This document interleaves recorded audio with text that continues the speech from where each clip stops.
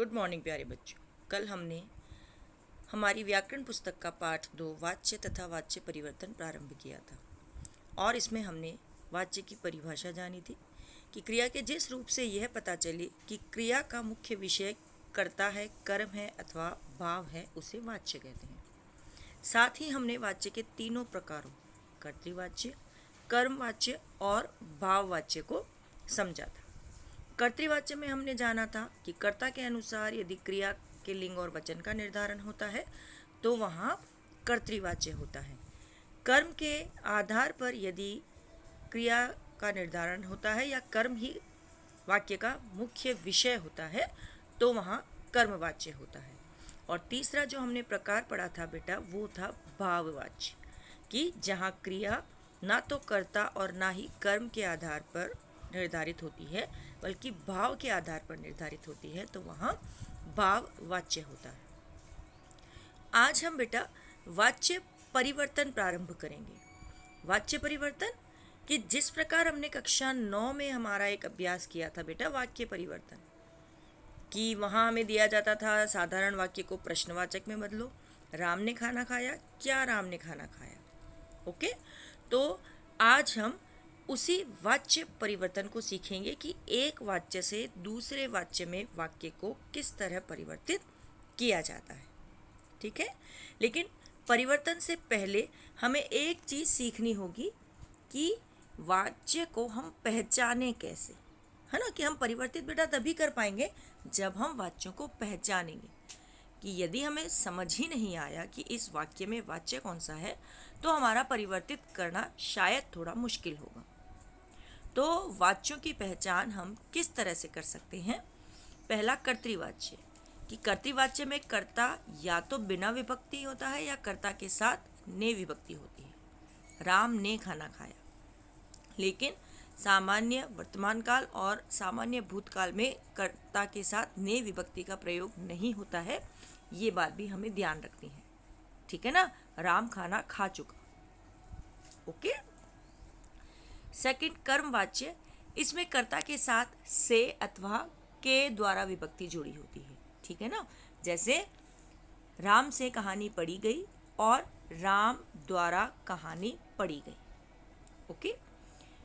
इसमें मुख्य क्रिया सकर्मक होती है। ये हमने कल भी जाना था कि क्योंकि वो कर्मवाच्य है इसीलिए क्रिया सदैव क्या होगी? सकर्मक।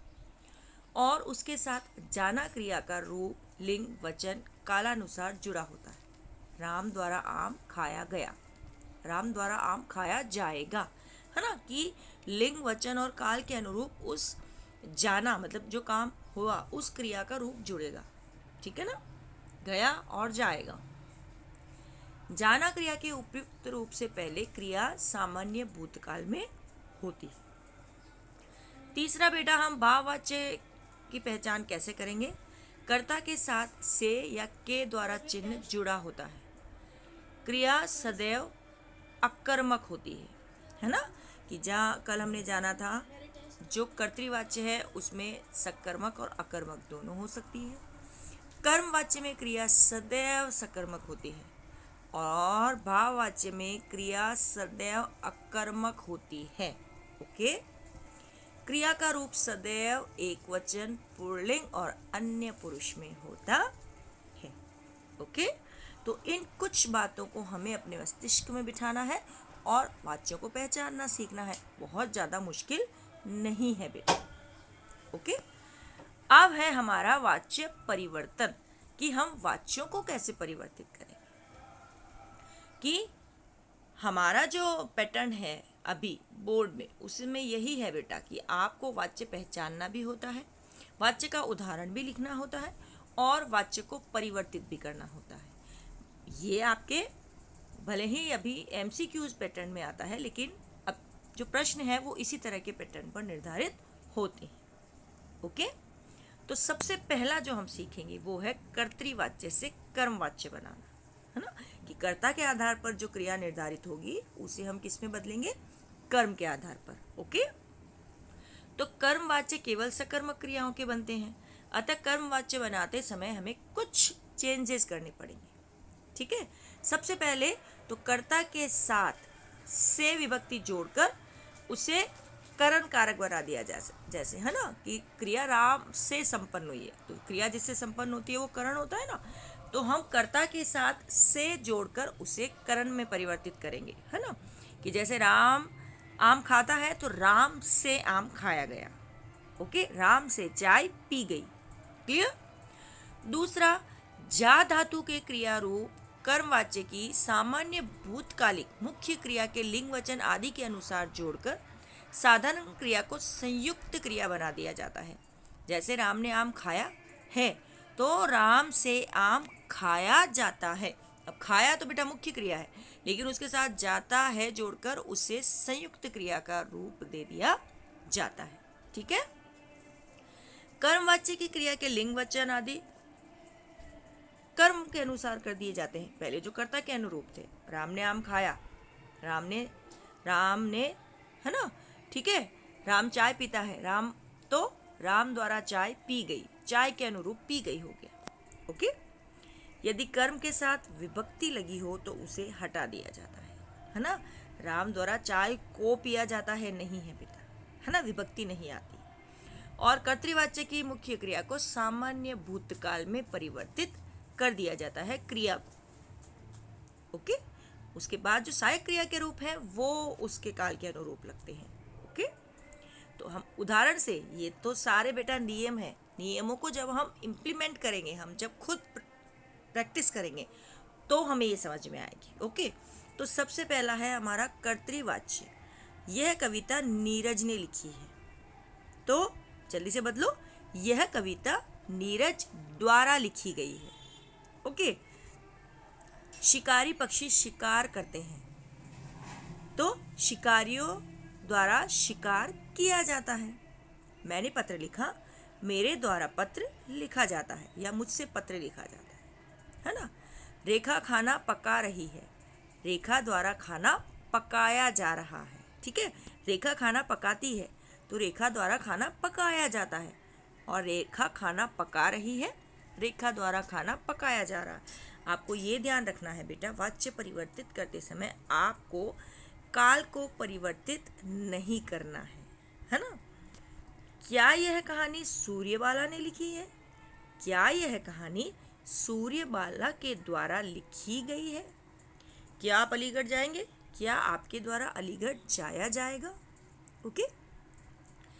अध्यापक ने विद्यार्थियों को पीटा, अध्यापक द्वारा विद्यार्थियों को पीटा गया। ओके। अब है कर्तृवाच्य से भाववाच्य बनाना। तो भाववाच्य केवल सकर्मक क्रियाओं से ही बनते हैं, अर्थात उनमें कर्म नहीं होता बेटा, यहाँ सकर्मक गलत है, अकर्मक क्रियाओं से ही बनते हैं, उनमें कर्म नहीं होता। अतः कर्तृवाच्य से भाववाच्य बनाते समय कर्तृवाच्य से कर्मवाच्य बनाने की विधि के नियम क तथा ख यहाँ भी पूरी तरह लागू होते हैं कि है ना, वो विभक्ति चिन्ह हटा दिया जाता है और कर्म के अनुरूप क्रिया का निर्धारण कर दिया जाता है। ओके। वाक्य क्रिया भाव को ही वाक्य का कर्ता बना दिया जाता है। ओके। कि मुख्य विषय हमको भाव को करना है, अब जो मुख्य विषय है उसे कर्ता मान लिया जाता है। ओके। जैसे हंसता है तो हंसा जाता है, खेला तो खेला जाता है, मुख्य जोर किस पर दे दिया जाता है? भाव पर। जा धातु का क्रिया रूप कर्तृवाच्य के काल भेद के अनुसार जुड़ जाते हैं, है ना। किया गया, किया जाता है। ओके। क्रिया सदैव अन्य पुरुष पुल्लिंग तथा एक वचन में रहती है, ये सबसे बड़ी पहचान है बेटा। क्यों? क्योंकि हम भाव की बात करते हैं, आपकी और मेरी नहीं, प्रथम पुरुष मध्यम पुरुष की नहीं, हम भाव की बात करते हैं। अतः क्रिया सदैव एक वचन और अन्य पुरुष में होती है। ओके बेटा। जैसे राधा नहीं पढ़ती तो राधा से पढ़ा नहीं जाता, वह खेलता है उससे खेला जाता है। अब खेलता है ना तो खेला नहीं जाता, नहीं खेला जाता। मोहन अभी सोएगा, मोहन से अभी सोया जाएगा। मैं अब नहीं चल सकता, मुझसे अब नहीं चला जाता। लोग बकते हैं, लोगों से बका जाता है। ये नेगेटिव सेंटेंस है, इस तरह के सेंटेंस पर हमें ध्यान नहीं देना चाहिए। यह नहीं हंसता, उससे हंसा नहीं जाता। ओके बेटा। अब वाच्यों का प्रयोग क्यों किया जाता है और कहाँ किया जाता है। ठीक है, ज़्यादातर हम कर्मवाच्य का ही प्रयोग करते हैं और कुछ परिस्थितियों में भाववाच्य का प्रयोग भी हम करते हैं। जैसे कर्मवाच्य कहाँ कहाँ प्रयोग में लाए जाते हैं बेटा, जब कार्य स्वयं अपने आप हुआ हो, है ना, अचानक रिमोट गिर गया और टूट गया, हाथ से कांच की कटोरी छूट गई, हमने नहीं छोड़ी, कटोरी छूटी है। ओके, अधिकार, गर्व या दर्प जताने के लिए राम को दंड दिया जाए, अपराधी को हाजिर किया जाए, मैं यह खाना नहीं खा सकता।